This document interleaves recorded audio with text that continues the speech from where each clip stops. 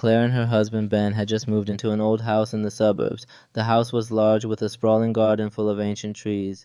Claire had always loved old houses, yet from the very first day she had a strange feeling in this one.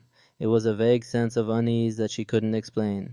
A few weeks went by, and life slowly settled into a normal routine. But one night, as Claire was lying in bed trying to sleep, she heard a sound. It was a faint scratching coming from inside the bedroom wall. She thought it might be mice. Old houses often have such problems. She told Ben, but he hadn't heard anything and thought she was just imagining things. In the following nights, the sound became clearer and more frequent. It was no longer just a faint scratching, but a sound like something being scraped or dragged against the rough surface of the wall. Claire was certain that something was living inside the walls. After a few sleepless nights, Ben finally heard it too. He became worried as well, and they decided to call a specialist the next day.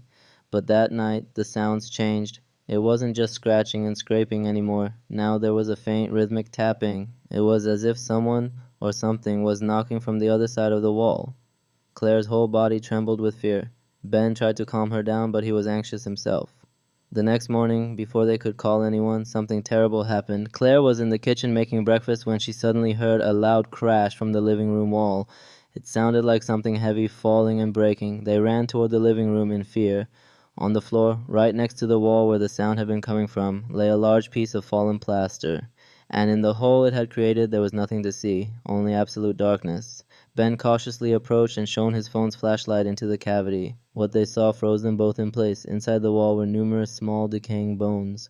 Bones that looked like they belonged to birds or small animals. But among them, they could also see fragments of human finger bones. Claire screamed and backed away. Ben's face had gone pale. They called the police immediately.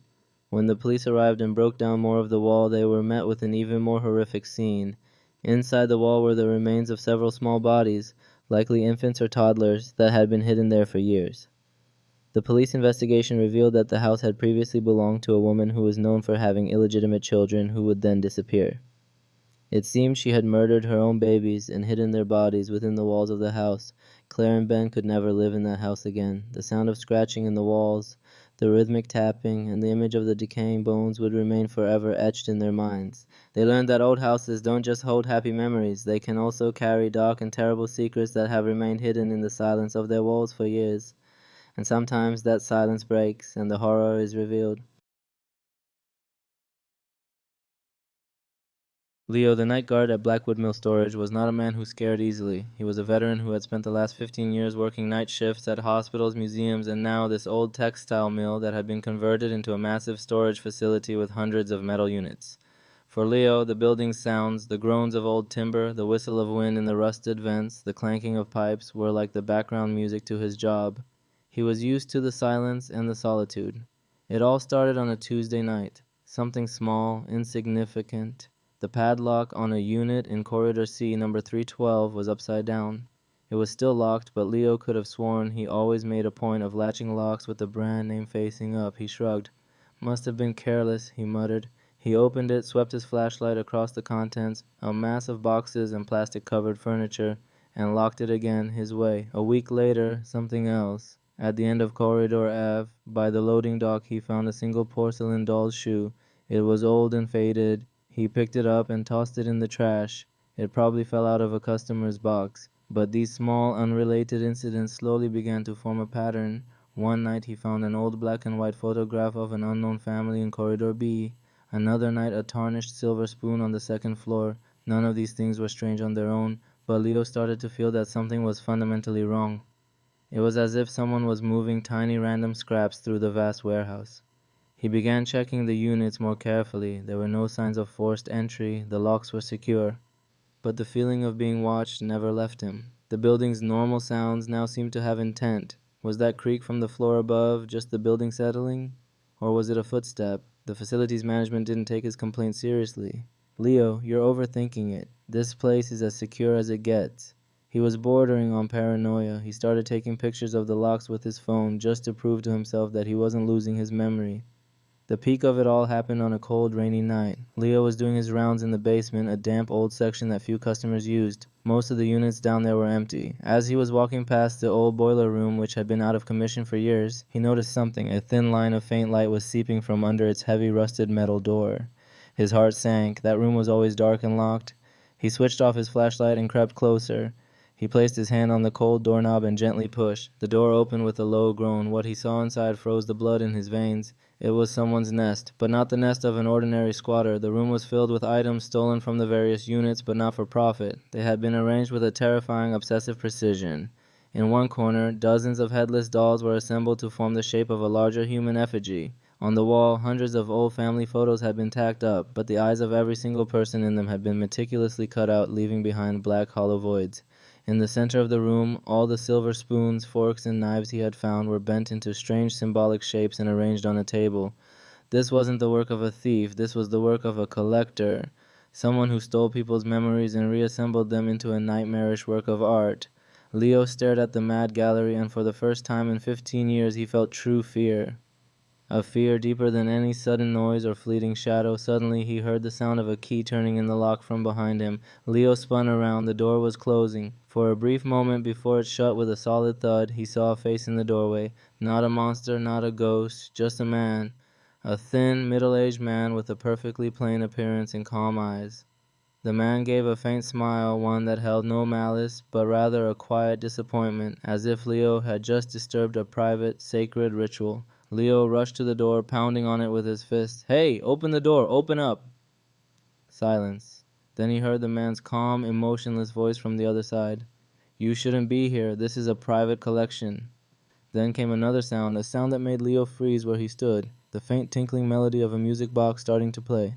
A simple childish tune that, in the dark and damp basement, surrounded by a grotesque museum of stolen lives, became the most terrifying sound in the world. Leo was trapped in the mad gallery. He was no longer the guard. He had just become part of the collection, and he knew with chilling certainty that no one would ever hear him over that endless, maddening melody.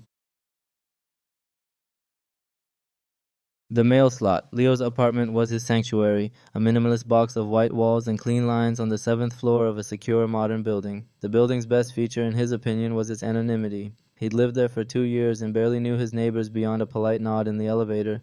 It was exactly the kind of quiet, impersonal existence he preferred. The first one arrived on a Monday.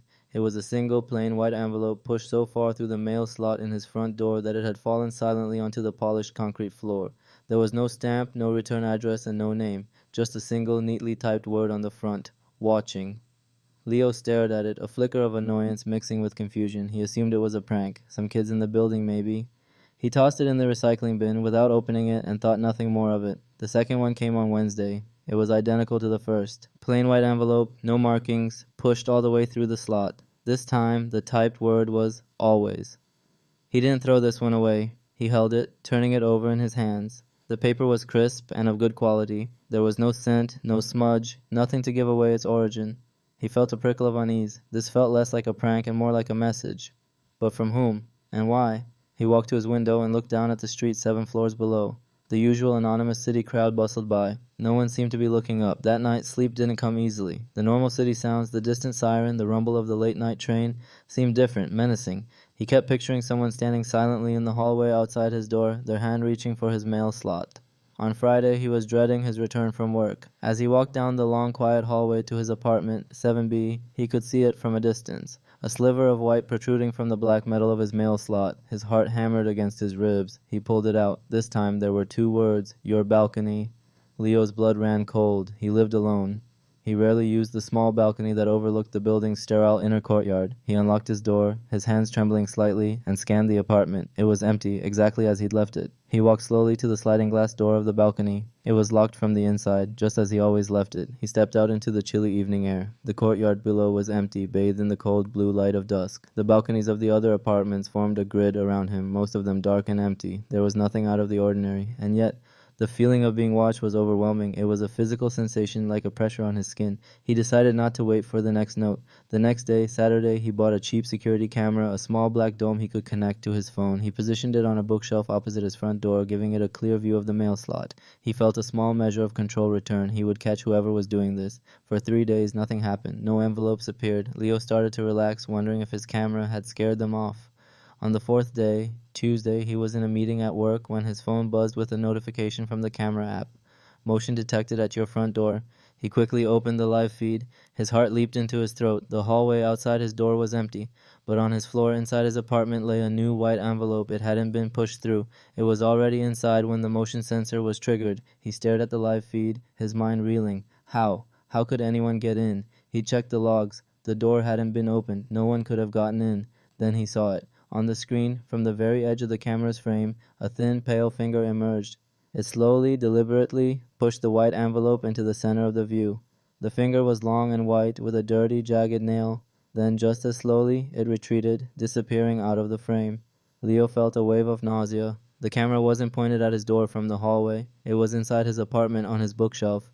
The motion it had detected, the finger it had filmed, it had come from inside the room, from somewhere just out of the camera's view. He was still staring at the screen, paralyzed, when his phone buzzed again. It wasn't a camera notification. It was a text message from an unknown number. It contained a single terrifying image, a live photo of him. He was sitting at his conference table at work, staring at his phone, his face pale with horror. The note on his floor, the finger in the video, the photo on his phone. It all led to one impossible, gut-wrenching conclusion. Whoever was watching him wasn't in the hallway. They weren't in the courtyard below. They were already inside.